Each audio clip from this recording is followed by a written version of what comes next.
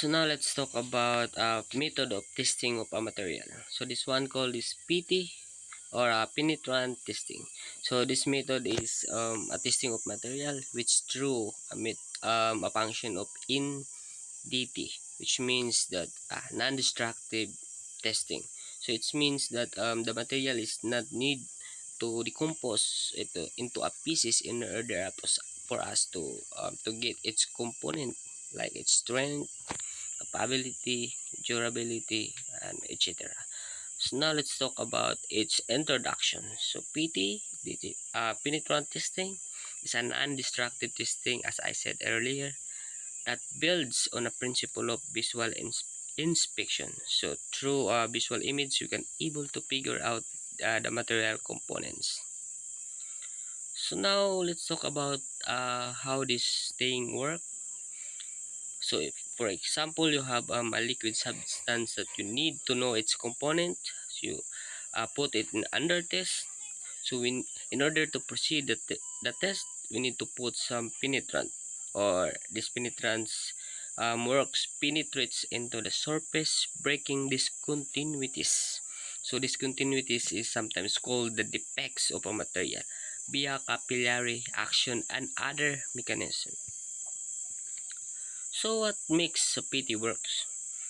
So it works through a capillary action. So this is the phenomenon of a liquid rising or climbing when confined to small openings due to surface heating properties of the liquid. So now let's talk about the basic process of PT. So how does it work, or how the process go on?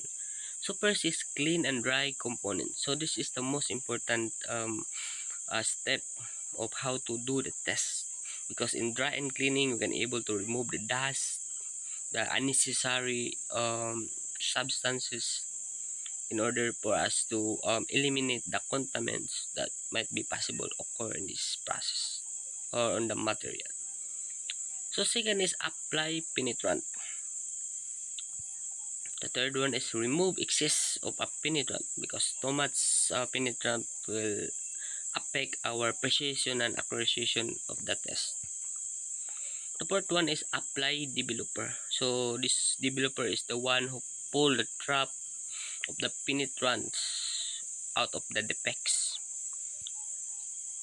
And the third one, and the fifth one is the visual inspection, or the image.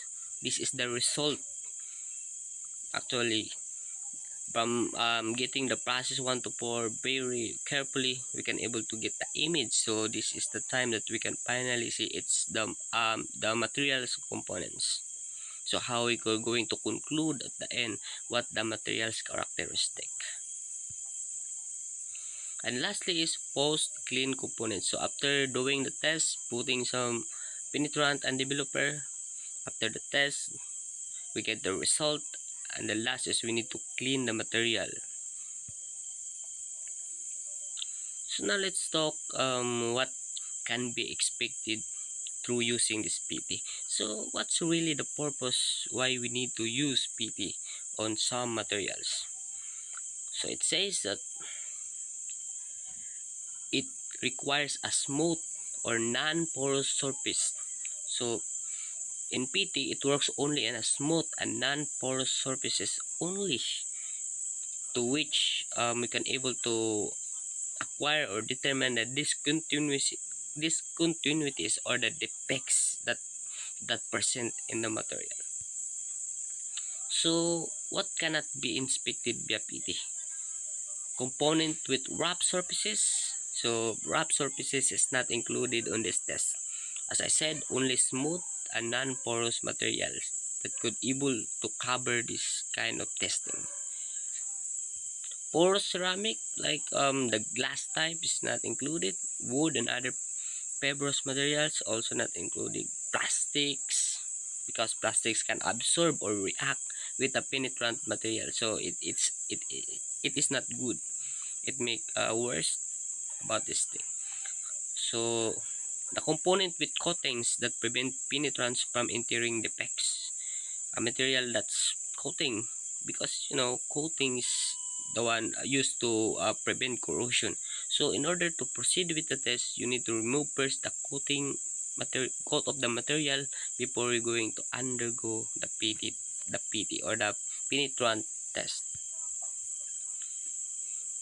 So now let's talk about the types of discontinuities that can be detected through using PT. First is rolled products. So we can able to determine its cracks, seams, laminations.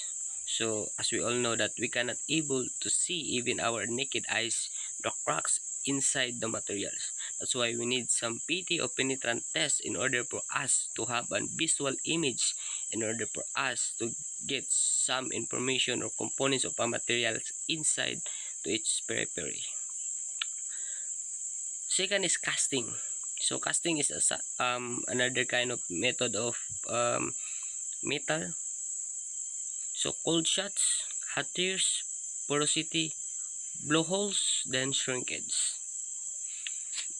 Third one is purging. So purging is another process of a material which is basically compressing the metal to, into its smaller dimensions in order for us to get high strength or durability of a material. So through this PT test, we can able to determine its cracks, laps, external burst. Lastly is welds, or you know, the process of welding of a material. So through PT or penetrant test, we can able to determine its cracks, porosity, undercut, overlap, and lack of fusion, lack of penetration. And now let's proceed to choices of penetrant material. So there's actually two types of penetrant material.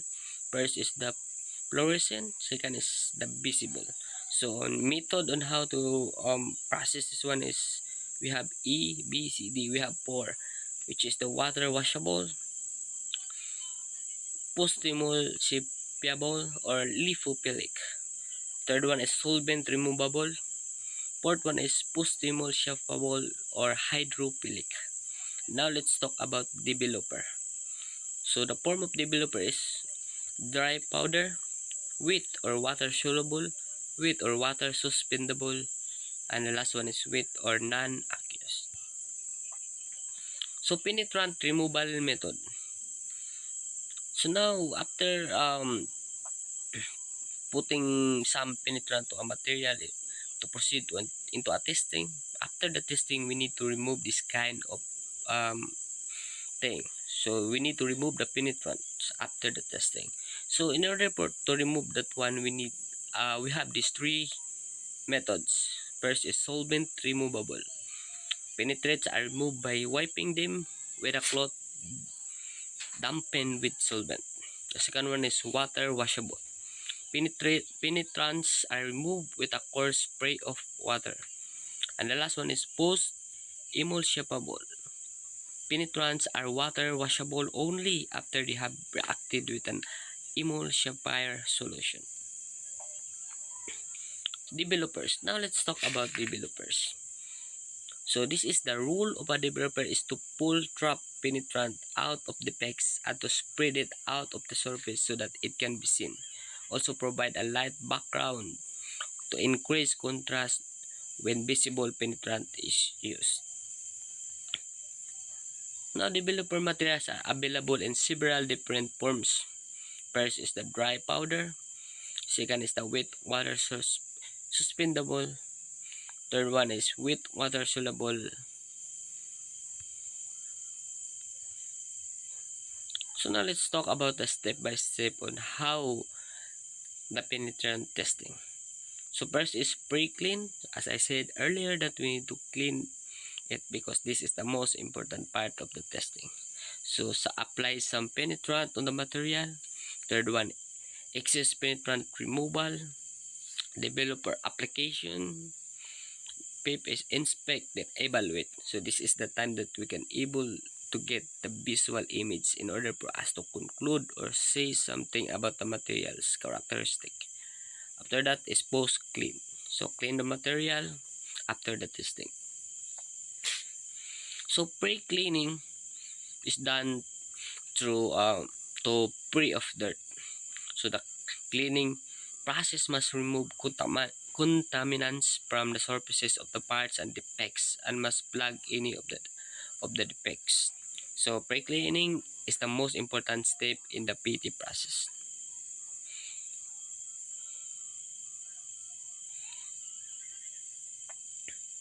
So let's talk about the application of penetrants. So we have brushing, spraying, dipping or immersing, blow on, and more. As what you can see in the illustration there or the picture. And then the removal of the excess of the penetrants, solvent removal, water washable, and post immersible.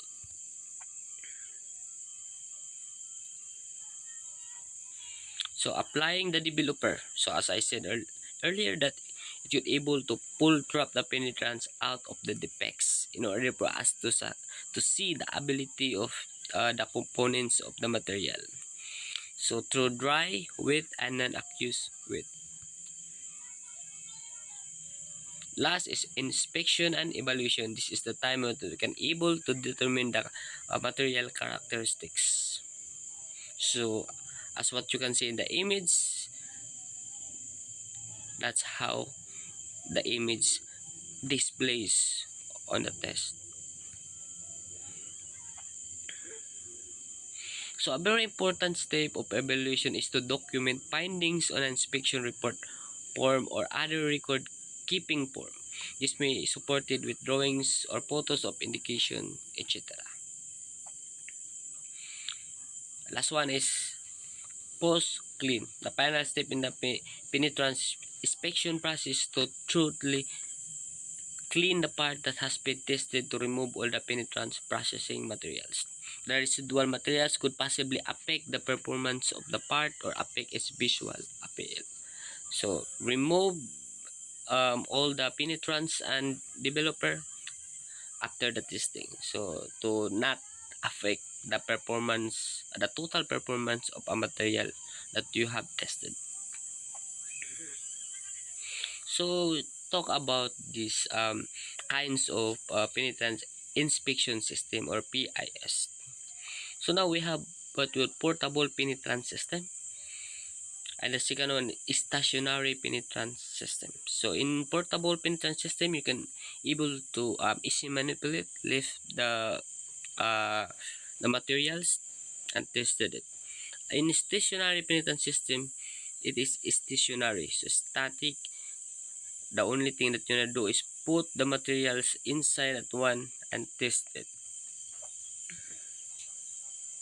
So now let's talk about the advantages of penetrant testing. So first is relative ease of use. So it is a simple, um, easy to use, etc. Can be used on a wide range of material types. Large areas or large volumes of parts, materials can be inspected rapidly and at low cost. Parts with complex geometries are routinely inspected. Indications are produced directly on surface of the part, providing a visual image of the discontinuity. Initial equipment investment is low. Aerosol spray can make equipment very portable. Now let's proceed to a limitation of penetrant testing. Only detects surface breaking defects. So the characteristic that a PT is capable of is just the breaking defects. Requires relatively smooth, non-porous materials. So just a smooth, a rough material is not included on this test. It is out of its limitation. Pre-cleaning is critical. Contaminants can mask defect. So contaminants might occur if proper pre-cleaning is not met. Requires multiple operation under controlled condition. Chemical handling precautions necessary. Toxicity, fire, waste. That's why professionals is the one who handles this test. Metals smearing from machining, grinding, and other operation inhibits detection. Materials may need to be etched prior to inspection. Post-cleaning is necessary to remove chemicals. So that's all about the PT or the penetrance testing.